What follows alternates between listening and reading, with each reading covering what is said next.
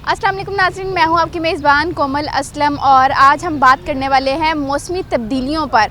मौसमी तब्दीलियां क्यों आ रही हैं, किस तरह इस पर कंट्रोल किया जा सकता है, रवा साल मौसम कैसा रहेगा, इस पर बात करने के लिए मेरे से चीफ मेट्रोलॉजिस्ट बाबर ज़हीर साहब मौजूद हैं। इनकी तरफ बढ़ते हैं और इनसे जानते हैं, सर बताइएगा मौसम क्यों तब्दील हो रहा है? देखिए, ओवरऑल जो क्लाइमेट चेंज जो है वो एक ग्लोबल फिनोमेना है, जिसमें हम देख रहे हैं कि ओवरऑल ना सिर्फ टेम्परेचर चेंजेस आ रही हैं, प्रेसिपिटेशन चेंजेस आ रही हैं और उसकी वजह से एक्सट्रीम वेदर इवेंट्स जो हैं वो पूरी दुनिया में बढ़ रहे हैं।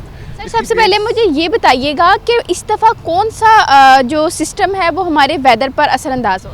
पहले देख लें कि क्लाइमेट चेंज जो है वो किस तरह हो रही है। क्लाइमेट चेंज जो है वो जो एमिशंस हैं, कार्बन एमिशंस हैं, उसकी वजह से जो है वो हो रही हैं। टेम्परेचर्स क्यों बढ़ रहे हैं, उसकी वजह से जो हीट ट्रैप है वो ज़्यादा हो रही है। हीट ट्रैप होने की वजह से जो नॉर्मल प्रेशर पैटर्न्स हैं, वेदर पैटर्न्स हैं, डिस्टर्ब हुए हैं और उसकी वजह से एक्सट्रीम वेदर इवेंट्स आ रहे हैं। ग्लोबली अगर देखा जाए तो वेदर पैटर्न्स जो हैं वो दो जो हम टेली कनेक्शंस कहते हैं, ट्रॉपिकल पैसिफिक के अंदर टेम्परेचर जो हैं बिलो नॉर्मल या अबव नॉर्मल हों तो उसके पॉजिटिव या नेगेटिव इम्पैक्ट्स आते हैं रेनफॉल के ऊपर। तो इस वक्त जो है वो न्यूट्रल लानीना कंडीशंस हैं, एनसो कंडीशंस जो है वो नॉर्मल हैं। तो ओवरऑल इस वक्त जो है वो पैटर्न जो है वो नॉर्मल कंडीशंस की तरफ है। सर इस दफ़ा जो है वो ये भी हीट वेव का खदशा भी जाहिर किया गया है। टेम्परेचर भी बताया जा रहा है कि 4 से 7 डिग्री इजाफे के साथ रिकॉर्ड किया जाएगा। पिछले साल तो टेम्परेचर ने वैसे ही तमाम रिकॉर्ड तोड़े, तो क्या इस दफ़ा भी हीट वेव ज़रूरत से ज़्यादा बढ़ेगी? देखें, ओवरऑल जब हम देख रहे हैं, अगर देखें ओवर द ईयर्स ना सिर्फ हीट वेव्स की ड्यूरेशन में इजाफा हो रहा है, उसकी इंटेंसिटी में भी इजाफा हो रहा है और जो एरियाज़ हैं जो इनको इनगल्फ करते हैं, जो अंडर इन्फ्लुएंस आते हैं, वो भी ज़्यादा हो रहे हैं। और ये फिनोमेना जो है वो पूरी दुनिया में हम देख रहे हैं कि इस तरह के जो एक्सट्रीम वेदर इवेंट्स जो हैं हीट वेव्स की सूरत में ज़्यादा हो रहे हैं। तो इस दफ़ा भी हम देख रहे हैं कि अप्रैल के महीने में भी टेम्परेचर्स जो हैं वो मामूल से बढ़े हुए हैं और इस वीक जो है वो टेम्परेचर्स जो हैं पूरे पाकिस्तान में, ख़ासतौर पर जो प्लेन एरियाज़ हैं पंजाब और सिंध के, उसमें अबव नॉर्मल टेम्परेचर्स रहेंगे और हीट वेव की कंडीशंस जो हैं वो डेवलप हो जाएंगी। सर हीट वेव को कितनी देर तक रहेगा, क्या दौरानी? ओवरऑल मैंने जैसे कि कहा कि पंजाब के अंदर, पंजाब के खासतौर पर प्लेन एरियाज़ और सिंध में जो है वो इसकी इंटेंसिटी ज़्यादा है। पोठवा रीजन में बुध की शाम या रात के वक्त आंधी आएगी, जिसकी वजह से टेम्परेचर जो है वो किसी हद तक जो है पोठवा रीजन में कम हो जाएंगे। लेकिन पंजाब के जो मैदानी इलाके हैं, सिंध के इलाके हैं, इन तमाम इलाकों में अगले जो है वो 3-4 रोज़ में के दौरान जो है वो दिन के दर्जा हरारत जो है वो बढ़ ही रहेंगे। सर ये बताइएगा रवा साल बारिशों का क्या सिस्टम रहेगा, कम होंगी, ज़रूरत से ज़्यादा होंगी? अभी तक तो जो हम देख रहे हैं मार्च और अप्रैल हमारे पास ट्रांजिशन पीरियड्स होते हैं। अप्रैल में है ट्रांजिशन पीरियड है, उसके बाद फिर ग्रेजुअली हम समर सीज़न में दाखिल होंगे। मई का महीना जो है वो समर का होता है, इंटेंस हीट होती है।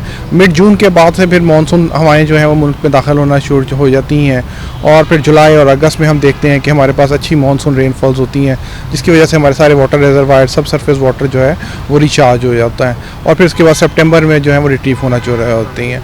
तो ओवरऑल ये बताइएगा ओवरऑल किस तरह से हम इन तमाम चीज़ों को बेहतर कर सकते हैं, हमारा वेदर पैटर्न किस तरह से बेहतर हो सकता है या फिर अब हमें इसी तरीके से लेके चलना पड़ेगा? देखिए, जो क्लाइमेट चेंज है वो जैसा कि मैंने पहले कहा है कि वो एक ग्लोबल फिनोमेना है, उसमें हम सबको कंट्रीब्यूट करना है। इसमें दो तरह से है, ये एक तो हम मिटिगेशन टेक्नोलॉजीज़ यूज़ कर सकते हैं या अडेप्टेशन कर सकते हैं। अडेप्टेशन से मुराद है कि क्लाइमेट चेंज को एक हकीकत जान के उसके मुताबिक अपनी ज़िंदगी को जो है अडॉप्ट करने की कोशिश करें, अपना लाइफस्टाइल उस तरह चेंज करें, अपने क्रॉपिंग पैटर्न उस तरह चेंज करें जिस तरह क्लाइमेट चेंज जो है वो हो रही है। और उसके साथ साथ लॉन्ग टर्म के लिए कि अगर हम जो ग्लोबल टेम्परेचर राइज़ है उसको काबू करने के लिए हमें जो हमारी एमिशंस हैं उसको हमें चाहिए कि हम कंट्रोल करें।